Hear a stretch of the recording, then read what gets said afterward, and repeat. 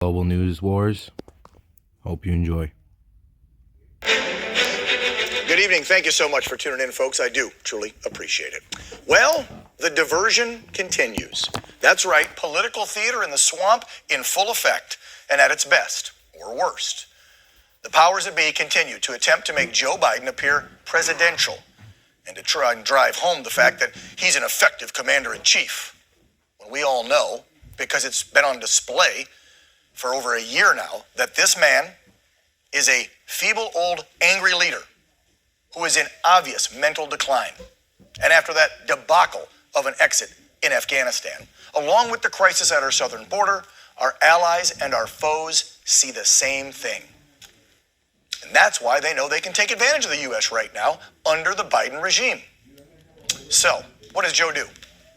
He attempts to take out a bad guy, try to give himself more street credibility with the American people and the world. So what we learned today, during an overnight counterterrorism U.S. Special Forces raid, we took out an ISIS leader. Well, technically, before our brave troops could take him out, he blew himself up. And I would try and get his name, but I'll just butcher it, and I really don't care. He's scum of the earth. The terrorist detonating a bomb on the third floor of his hideout, killing not only himself, but children, like a good coward. According to the Pentagon, this ISIS leader used a suicide vest during the raid, killing 13 others. 6 of them were kids. So terrorists too. However, the Pentagon says there were no U.S. casualties. That's a plus, even though we had some chopper problem. I'll get to that in a minute, just like we did taking out Osama bin Laden. Why we can't get good equipment for our men and women fighting for us, I just don't understand. But anyway, I don't want to digress into that. Earlier today, Biden spoke addressing the overnight raid and talking about killing a major terrorist. Here's a bit of what he had to say. Thanks to the bravery of our troops, this horrible terrorist leader is no more. Our forces carried out the operation with their signature preparation and precision, and I directed the Department of Defense to take every precaution possible to minimize civilian casualties. Knowing that this terrorist had chosen to surround himself with families, including children, we made a choice to pursue a special forces raid at a much greater risk than to our own people, rather than targeting him with an airstrike. Now, as I said last evening on this program, I truly believe what we're witnessing is classic DC. Just another wag the dog. Just got to distract them. Got less than 2 weeks till the election. What in the world would do that? What in the world would do that? Well, I'm working on it. The Gulf War, smart bomb falling down the chimney. 2,500 missions a day, 100 days. One video of one bomb, Mr. Morse. The American people bought that war. War is show business. War is show business.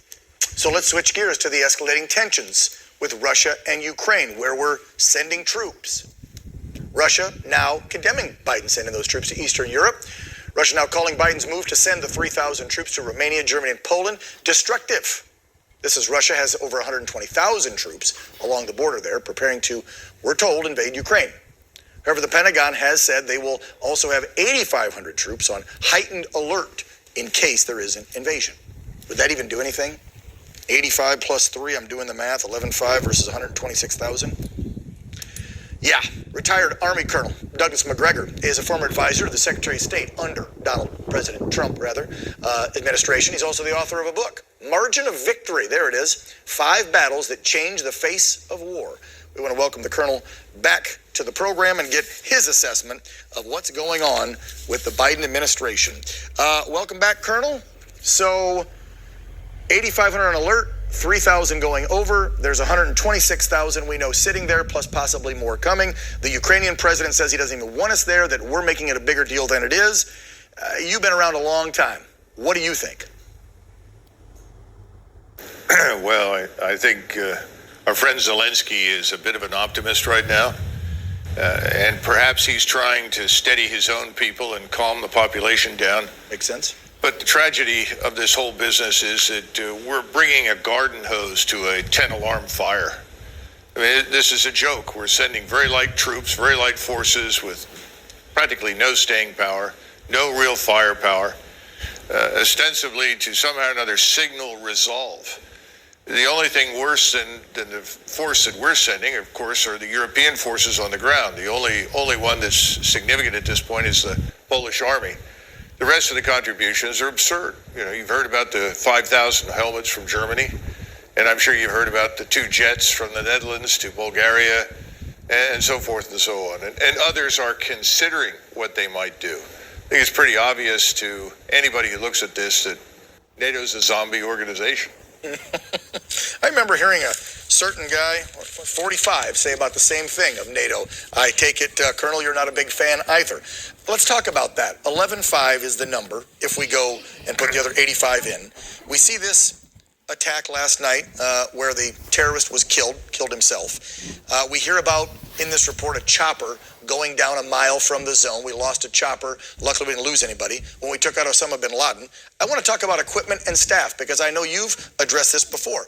Are we even prepared to do anything like this after leaving Afghanistan in shame, leaving $85 billion, kicking thousands out for not taking a vax? Morale is at an all-time low. I've had whistleblowers in the Army on this show, E6s, E7s, telling me morale is at an all-time low. Are we even prepared, Colonel? No, we aren't. We're woefully unprepared, and unfortunately, this is a consequence of the last 30 years. And senior military leaders who have viewed war through the lens of 1991 to some extent, but also through the lens of Iraq in 2003, and discovered that we're up against very weak opponents that you could easily dominate with firepower. And so we've converted much of the force to what I would call constabulary troops, light infantry that's designed to do essentially what you saw with this raid in Syria. Now, as far as the equipment is concerned, I'm sure a lot of the equipment has been worn out. Helicopters are extremely fragile, and yet we have thousands of them, and the generals think that that equipment is going to work in a war with an enemy like Russia. And in fact, it won't. It's vulnerable. It's easily detected, easily shot down, and it's not prepared to operate in the kind of weather that we're seeing right now in Eastern Europe. Yeah, and Colonel, you sent my team this new vehicle. I don't know if we have pics of it yet. We'll make sure it gets up. This new combat vehicle they expect our troops to drive in. This looks like something, seriously, we have to get the images up. This looks like a quad that my buddy owns that we pull behind the RV and go to the sand dunes and drive around. I'm not seeing heavy armor here and gun turrets and everything else to protect our troops. No wonder the review from our troops is horrible on this. What are we doing to our men and women? I'm disgusted. Well, I think this is more evidence that General Forrest Gump is in charge. He's living in a fantasy land where the enemy can't do very much to you, where you can drive around with impunity. And he wanted something that he thought could be dropped out of a C-130 or carried forward by a helicopter. And then the paratroopers or light infantry would jump into this, and the last distance to their objective they would drive until they thought they were close enough, then they could get out, dismount, and attack the objective. Well, all of this worked really, really well in an operation called Market Garden that I'm sure many of your viewers have seen. And this is the sort of thing that the British tried. It's a better Jeep. But in reality, and this goes to the point that you just made, Dan, this is a GM pickup truck called a Colorado that has been modified to carry 9 soldiers. The only thing this will do is allow for mass casualties on any real battlefield against any real enemy. So this is $640 million thrown down the drain. But keep in mind, this was built in Michigan, or is being built in Michigan. I'm sure the Michigan delegation loves it and is very grateful for the money being poured into Detroit. Yeah, well, when and if we have a conflict in Eastern Europe or anywhere else in the future, and we start seeing our boys and girls come home with no limbs or in body bags more because they're driving around in this crap, or they're flying in choppers that won't fly, maybe one of these days we'll get our priorities right and correct to take care of the men and women that keep us free. I can only hope and pray, Colonel, but under this regime, I don't see it happening. How about you? No, and Donald Trump, to his credit, by the time he left office, had discovered what he was dealing with. And he recognized that he needed a clean sweep of senior leaders and fundamental reform and reorganization of the armed forces. But he was not reelected, as we know. And the bunch that's there now is completely disinterested in doing anything at the moment. And I think that's what we're going to witness very shortly. Biden knows he's got a very weak hand to play in Eastern Europe. We're just going to stand by and watch the events in Ukraine and I think look ridiculous. Ugh.